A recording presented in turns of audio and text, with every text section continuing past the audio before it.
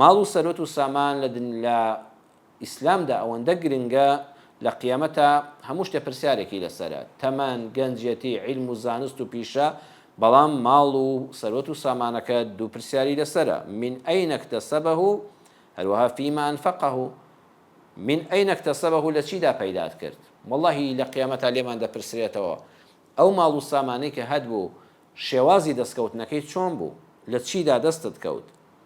وفيما أنفقه، ئەگەر بە حەڵاڵیش پەیدات کرد بێ، هیچ حرامی تێدا نەبێ، ڕەنجی شانی خۆت و عەرەقەی نێوچەوانت بێ، ئەمجا پرسیاری دووەم دەست پێ دەکا. فەرعی با لەو پرسیارە پەروەردگار لێ دەپرسێتەوە لە چیدا سەرفت کرد.